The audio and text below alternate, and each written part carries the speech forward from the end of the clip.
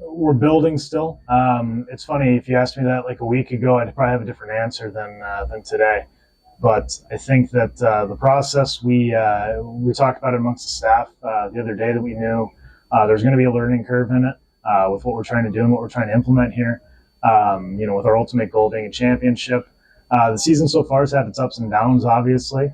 I would have liked to have squeaked out a couple wins against some of the top teams in the league, but I've liked our performances and our discipline against teams that are around the same caliber as us, or even lower. So I think there's a lot of good things to take away so far and a lot to build on moving forward. What's one thing that you think the team has done well, and one thing that you still think you need to really improve upon? Yeah, so going into the season, we talked about us playing a more disciplined brand of hockey. If you look at probably the past like 4 or 5 years, or ever since I've been here, a lot of teams will just take the best players and roll them out on the ice and try to outskill or out talent the opponent with the players that they have.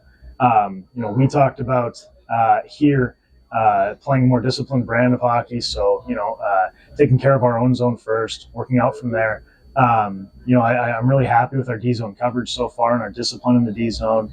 We're not cheating. We're not cheating or hoping for offense anymore. We're earning it, starting in the defensive zone. So that's a positive so far. I'm really happy with where we're at in that regard. One thing I would like to improve upon is our ozone play. I think we could be scoring more than we are. And that's something that we've started to really dive into and dig into here as of late. And, went through a stretch when we first started this where we didn't score a lot of goals for a couple of games. But, coming off 2, 5, and 6 goal performances this weekend so far, it seems to be working a little bit.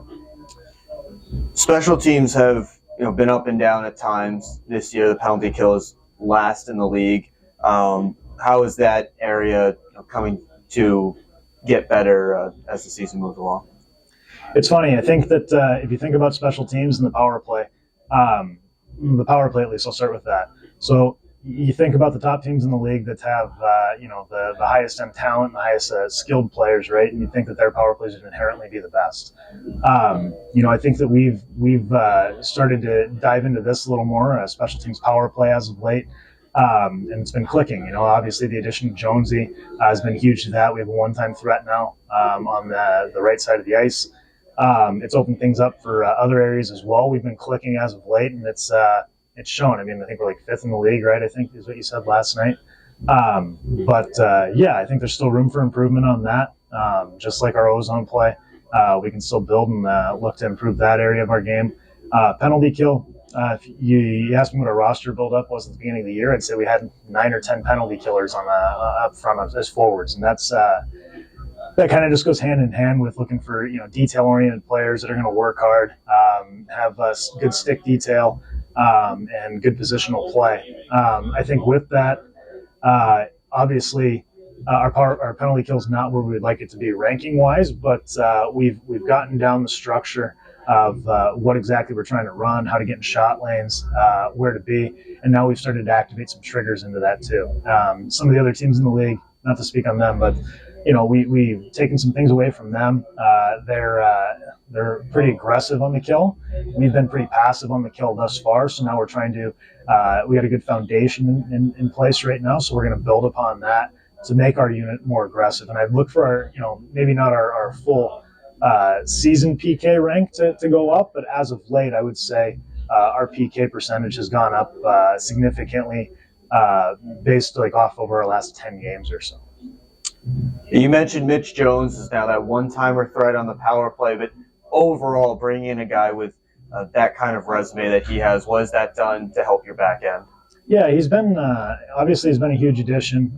Anyone that you can add to your roster with that caliber of talent and skill and the resume that he has, you're going to look to add those guys when you can. But more importantly than that, he's been good to the guys in the room. He's been a good teammate.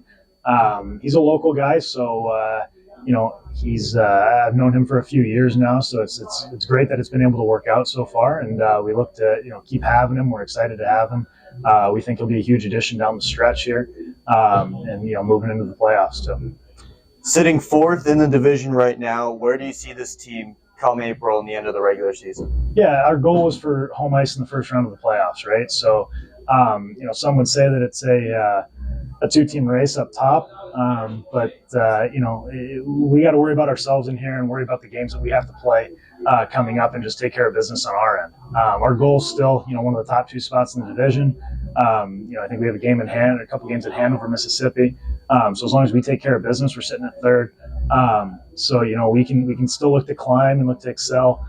We have some big weekends come down at the end of the season. Like one specifically that we're looking forward to is when we play Columbus, Binghamton, Columbus. Right, that'll be a big test for our group here over the next month and a half or 2 months.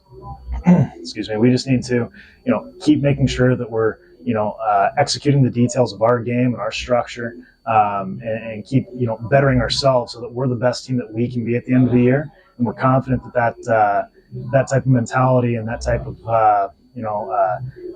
that type of mentality will end up making us the best team that we can be, and it'll be success for us come playoff time.